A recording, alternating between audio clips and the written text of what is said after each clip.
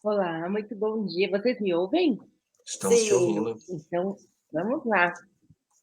então Bom, é um prazer muito grande estar aqui para conversar com vocês, porque eu acho que já é um filtro muito grande a gente ter os profissionais da educação física que se interessam por esse tema e que estão presentes aqui, tá? Então, é com um carinho muito grande que eu venho conversar com vocês. Bom, eu vou me apresentar brevemente. Eu sou Sleita Nigawa Guimarães, eu sou médica. De especialidade, eu fiz acupuntura e medicina preventiva. Por quê? Porque eu pensava muito assim, eu não conseguia olhar o paciente com uma partezinha, assim, sabe, só com um sistema ou com uma parte do corpo.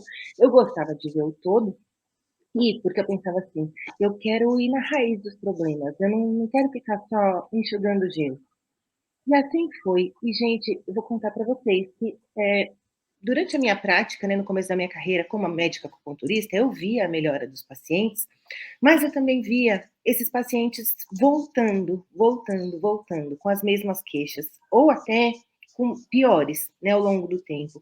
Eu falo assim, ok, eles melhoram com a acupuntura, mas tem alguma coisa que eles fazem no dia a dia deles que está causando tudo isso. E seja dor, seja ganho de peso, fosse celulite, fosse dor de cabeça, fosse insônia, um monte de coisa. É alguma coisa que essa pessoa faz no dia a dia que é a raiz do problema. E eu tô aqui tentando enxugar gelo com minhas agulhinhas, né? Então, eu falei, não, eu preciso me informar mais sobre isso. E eu falei, eu fiz uma boa faculdade de medicina aqui em São Paulo, uma excelente escola. Mas falei, gente, eu não sei, eu não aprendi como é que a gente orienta um paciente a se manter saudável. Ou mesmo se ele tiver alguma questão de saúde, eu não aprendi como é que eu faço assim, como é que eu oriento o dia a dia desse paciente, para mesmo que ele tenha algum problema de saúde, o que ele pode fazer em casa. Né? Porque senão a gente acaba entrando na história que a gente vê demais. Né? As pessoas que têm algum problema de saúde começam a receber medicação e eles fazem uso dessa medicação, mas não se cuidam, querendo que o remédio faça um milagre. E sim, ainda bem que tem remédios que fazem milagres mesmo, mas se a pessoa não faz a lição de casa, que é o autocuidado no dia a dia, esse problema vai se perpetuando, né? Não tem nada que consiga reverter tudo isso. E aí eu não me conformei. E não, eu vou atrás. E aí, pesquisando, pesquisando, eu encontrei uma tal de Lifestyle Medicine na Faculdade de Medicina da Universidade de Harvard. E aí, quando eu li, eu falei, ótimo, o que eu procuro já existe de uma maneira estruturada e num lugar em que eu sei que não vai ser nada de charlatanismo. Então, fui a Harvard, fiz essa minha formação e, e aí, quando terminei, a minha professora, que acabou se tornando uma grande amiga minha, ela falou assim, Slay, e agora? O que você vai querer fazer com tudo isso?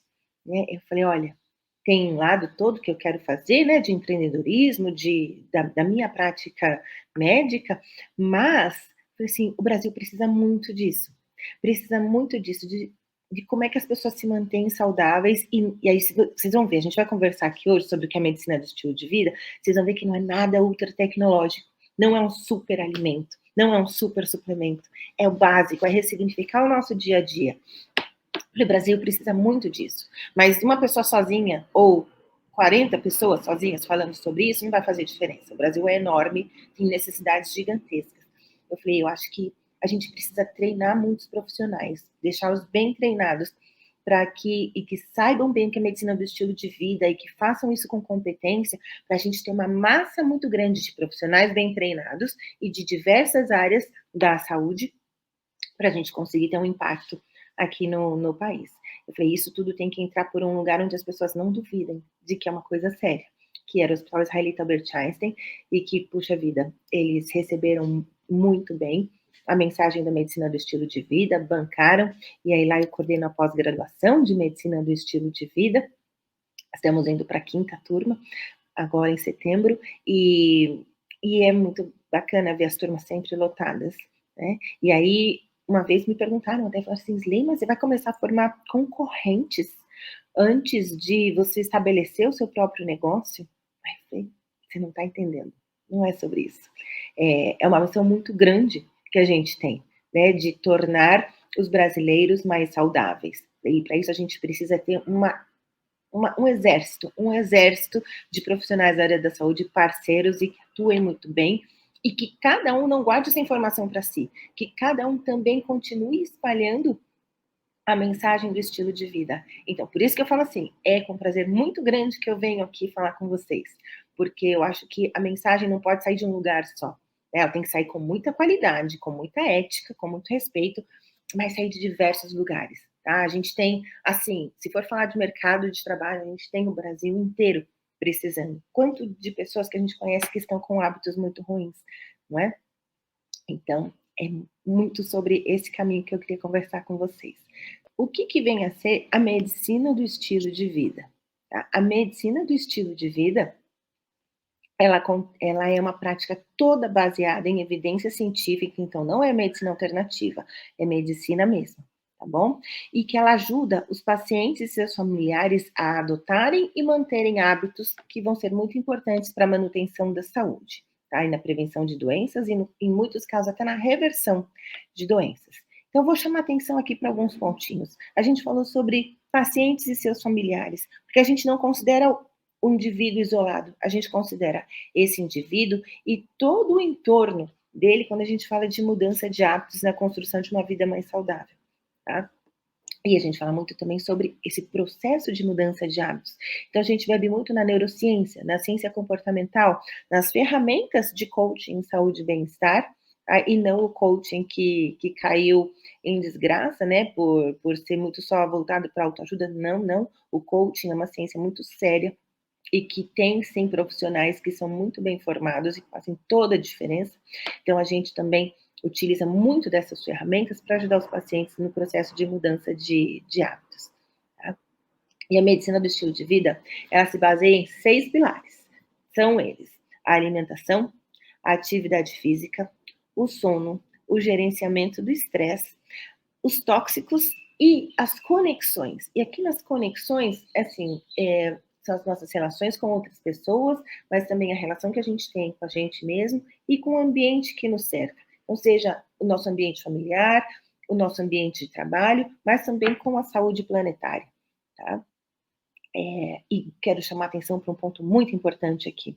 A medicina do estilo de vida, ela tem este nome medicina, né? Porque foi assim que ela surgiu, que foi cunhada, mas, veja bem, ela engloba todos os profissionais da saúde, todas as áreas da saúde, tá? São contempladas na medicina do estilo de vida. Então, aqui a gente fala de nutricionistas, educadores físicos, psicólogos, enfermeiros, temos farmacêuticos envolvidos, né? E, obviamente, as especialidades médicas, fisioterapeutas. A área da saúde como um todo se beneficia demais, tá? Quando a gente fala de medicina do estilo de vida. E, quando um profissional faz a formação em medicina do estilo de vida, não é que a ideia seja que ele invada a profissão de outra pessoa, tá? Então, a medicina do estilo de vida olha muito para alimentação, mas nunca com o intuito do médico ou do educador físico, ou seja, quem for, substituir o nutricionista. Assim também vale em relação ao pilar da atividade física, jamais é com o intuito de substituir um educador físico, mas a grande verdade é que nós somos tão mal formados quando a gente fala nessa parte de prevenção e promoção da saúde, que a gente tem que ter, sim, algo que chame a atenção das pessoas e dos profissionais, tá? Para a importância da alimentação, da atividade física e de todos os pilares na manutenção e na promoção da saúde, tá? E eu vou passar alguns dados para vocês. Vejam só, quando a gente tem uma intervenção intensiva em medicina do estilo de vida, a gente consegue prevenir, prestem atenção, 91% dos casos de diabetes. A gente consegue prevenir 86% dos casos de infarto, metade dos casos de AVC e 36% dos casos de câncer. Tá? Isso não é dado tirado da cartola, é dado científico e de ciência revisada, analisada por pares, é muito impactante. É muito impactante. E como é que isso é possível? Né? Não é uma mágica. Acontece que tem a tal da epigenética, né? Nós nascemos lá com os nossos genes, e esses genes, eles não determinam o nosso destino, né? Aquela frase é verdadeira. 20% do nosso destino está atrelado à nossa genética. 80% depende do ambiente em que essas células estão expostas. Isso aí depende muito do nosso estilo de vida e dos determinantes sociais da saúde, tá? E aí, então, por exemplo, um indivíduo pode ter vários genes que colocam ele com mais propensão a desenvolver obesidade, ou diabetes, ou até algum problema do coração, por exemplo, mas ser um indivíduo que sempre teve, que cuidou do seu estilo de vida. Então, ele tem esses genes, mas esses genes estão adormecidos, eles não tiveram a expressão desses genes. Tá? E é assim que a gente consegue, através do nosso estilo de vida, e contribuindo muito para o nosso futuro, né, para a nossa saúde. E com uma observação de que eu chamo que é um caminho universal, tá? Se a gente pode dizer assim. Porque quando a gente começa a trabalhar o nosso estilo de vida, por exemplo, um indivíduo que tem pré-diabetes ou que já tem diabetes, ele começa a cuidar do estilo de vida, ele está, assim, se ajudando, né, fazendo sua promoção da saúde em relação ao diabetes, mas também em todas as outras doenças cardiometabólicas, também em relação ao câncer, também em relação às demências, e isso pensando lá na frente. Mas no hoje, no agora, esse indivíduo também consegue colher benefícios de cuidar de um estilo de vida mais saudável. Ah, então tendo mais vitalidade, mais presença, mais energia para executar, né, os assuntos do dia a dia. E aí, eu queria até puxar um ponto para vocês, né, que a gente olha muito sempre para os alunos, para os pacientes, mas para a gente olhar também em toda essa jornada para o nosso autocuidado também, para o nosso autocuidado, porque a gente sabe que ainda mais pessoas como vocês que estão participando de um evento como esse, né, do simpósio do personal empreendedor, puxa vida, o quanto que a gente tem de vontade de fazer as coisas, desejo de fazer o bem para outras pessoas, de criar, de construir coisas novas, né, que também vão ajudar a nossa família, a gente a conquistar os nossos sonhos, a ver as coisas que a gente deseja, mas eu deixo aqui também essa mensagem, que a gente se aprofunde na ciência, que a gente estude bem para ensinar as outras pessoas, para orientar bem as outras pessoas, mas que a gente também lembre de usar isso para o nosso autocuidado, tá? Dos nossos alunos, dos nossos pacientes, e o nosso também corpo e a nossa mente, as nossas ferramentas, né, de trabalho e de viver, a gente tem que estar com elas em ordem para a gente conseguir viver as coisas que a gente deseja viver, tá? Para tudo isso. E a gente falou muito durante essa pandemia sobre os profissionais da linha de frente. E eu tenho a sorte de ter o meu dia a dia cercado por muitos profissionais da educação física, né? Seja na área de docência, seja para dentro da minha clínica, seja como meus alunos ou como parceiros de trabalho, e várias vezes, e vocês sabem do que eu vou falar, vem aquela história assim, né, de sentir que é considerado da área da saúde, mas numa hierarquia, assim, fala assim, ai, nossa, a gente não é muito reconhecido e tudo mais. Pois eu digo que não. O profissional da educação física é o profissional que está na linha de frente da promoção e da prevenção. E é para esse caminho que a saúde vai no mundo inteiro caminhando, para promoção e para prevenção, porque as pessoas estão sofrendo demais, mas também, né, como um amigo meu diz, o principal órgão do corpo humano, que é o bolso, também está sentindo muito por conta da falta de autocuidado, pela falta de um estilo de vida saudável. Aí, então, é essa questão da promoção da saúde, da prevenção de doenças, né, para promoção da qualidade de vida, isso vai se tornar cada vez mais importante. E digo, o profissional da educação física é sim o profissional que está na linha de frente. O personal trainer é o que está na linha de frente de tudo isso. E digo isso por mim, e digo isso pelo meu marido, pelos meus filhos, e por todos os pacientes também que eu acompanho. Porque os outros profissionais analisam, fazem cada um a sua parte, o médico, o nutricionista e todos os outros, né, de orientação para o paciente, mas quem está no dia a dia do paciente, uma, duas, três, até mais vezes por semana, é o personal. É o personal. E vocês sabem o quanto que os alunos, o quanto que os pacientes dão de ouvidos para vocês, dão muita importância para o que o personal diz. E não é só em relação à atividade física, ao movimento, ao exercício. Não, é em relação a tudo. Nossa, o meu personal chamou atenção para minha alimentação. O personal chamou minha atenção porque eu estou muito estressada, ele percebeu que estou muito tenso. O personal me falou do meu sono. né? E aí vocês têm uma janela de oportunidade gigante de acessar as pessoas. E aí não importa a profissão, o quanto de dinheiro que essa pessoa tem, o cargo que ela ocupa na empresa, não importa. Quando está lá fazendo atividade física, quando tem um profissional de educação física junto, é a hora que a pessoa está fazendo exercício, que ela está com as vulnerabilidades mais expostas, mais abertas, e tem essa questão do corpo também. Fui bailarina profissional durante muito tempo. Essa questão do corpo também, da gente estar lidando com o movimento, com o corpo da pessoa, isso também deixa a pessoa mais vulnerável no bom sentido, de se abrir ou de receber orientações, né, informações que vão ser muito importantes para a saúde. E como, junto com toda oportunidade em grande responsabilidade, vem esse lado da grande responsabilidade também, da gente estar bem informado para orientar, para dar a orientação correta para as pessoas. E lembrando que não necessariamente é sobre coisas muito elaboradas, não. Tem aqui, olha, vou jogar para vocês algumas perguntinhas que eu gostaria que servisse para reflexão pessoal de vocês, mas que vocês podem usar também com os seus alunos, tá bem? Que são coisas que têm impacto muito grande quando a gente fala de saúde, seja para prevenir, seja para ajudar na reversão de doenças, seja para ajudar no tratamento de doenças crônicas, tá bom? Então vamos lá. Primeira pergunta. Pensa se você come pelo menos 5 porções de frutas, verduras, legumes, grãos integrais e sementes por dia.